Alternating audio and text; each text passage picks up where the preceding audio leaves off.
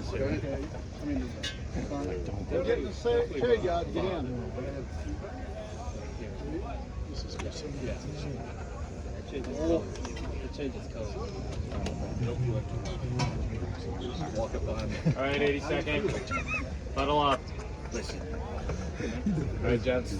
No. We're moving to the airfields today. Just know that when we arrive to the airfields, a member of the Jump Masters team will be there for an update to the briefing, including a change in the station time, which will be declared immediately upon arrival to the airfields. Now, just to confirm, along with that, there's been an overall operational change.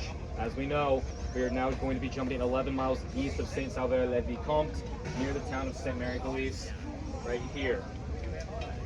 Now, the overall invasion.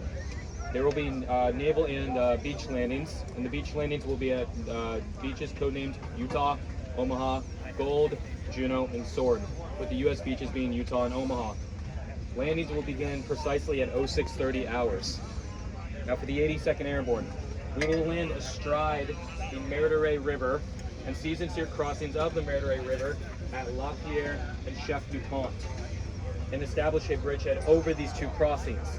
We will then seize and destroy the crossings of the Douve River at Boiseleu-Bastille and Etienneville. And we will protect the northwest flank of 7th Corps within the divisional zone, but be prepared to advance west on the Corps order to the line of Douve north of its junction with the Prairie Mary Cajusis.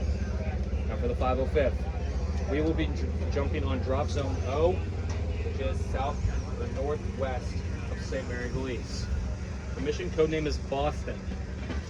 Generals Ridgway and Jumpin' Jim Gavin have assigned the regiment the most critical objective.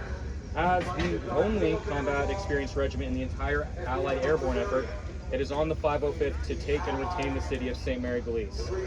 This town is a key crossroad and choke point in the road networks between Utah Beach and the northern portion of the Cosentin Peninsula. Gentlemen, there are 6 roads leading in and out of this town. We need to secure it. Now, reinforcements from the 4th Infantry Division will land at Utah Beach and will reach Sainte-Marie-Gaulice approximately 48 hours after the invasion. But until then, we will be on our own. Now, for the current conditions on the DZ, the winds are going to the west at approximately 15 to 20 knots, with a visibility of about 8 miles. The cloud ceiling is going to be at about 10,000 to 12,000 feet, with scattered clouds from 3,000 to 7,000 feet that become denser as we move inland. The parking plan of the aircraft. The aircraft will be parked at the airfields with 1st Battalion and Regimental HQ in Serial 19. Planes 1 through 44 will be with 1st Battalion, and planes 45 through 49 will be the Regimental HQ. Now, we will be coordinating with the Air Corps and Troop Carrier Wings again, boys, so please behave and listen to them. All right. Now, day of, the decision time for the operation is going to be 4 p.m., whether it's a go or no go. Now, as we're going to the airfields, gents, bring anything you might need for combat. Rations, grenades, anything you might need, but please leave your personal belongings here and they will catch up with us. Now for the airborne timeline, at 22:30 hours, Pathfinders will take off from North Witham Airfield. The length of the flight should be 90 minutes to 2 hours.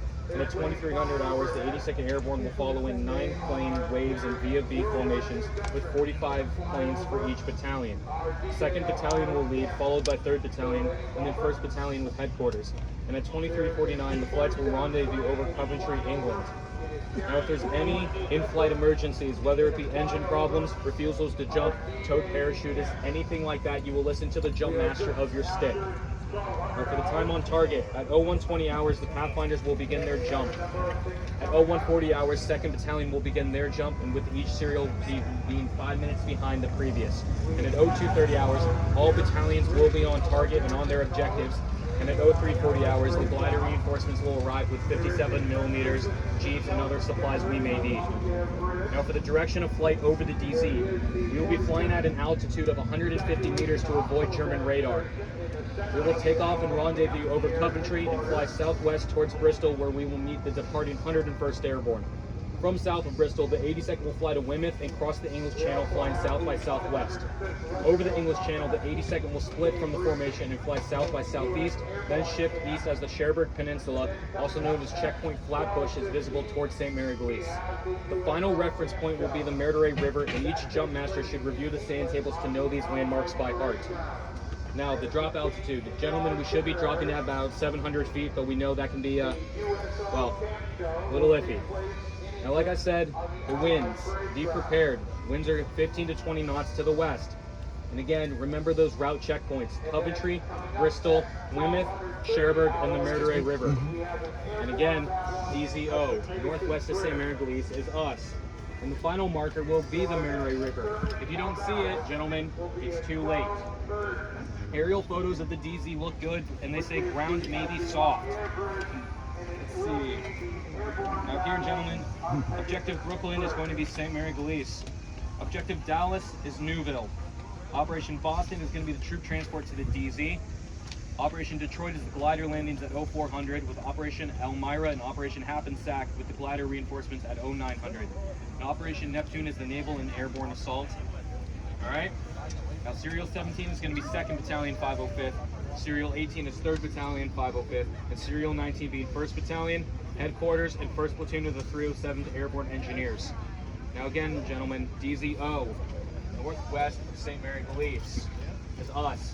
To the direct west is DZT near Omfreyville. It's going to be adjacent to Omfreyville, and then DZN is going to be due south of DZT for the 508 at Peekaville. And the gliders should be landing at landing zones W and E. All right. Do we have any questions, gentlemen? Yes. Aid stations and casualty numbers? Aid stations. Gentlemen, our expected casualty rate for this operation is going to be a staggering 75%.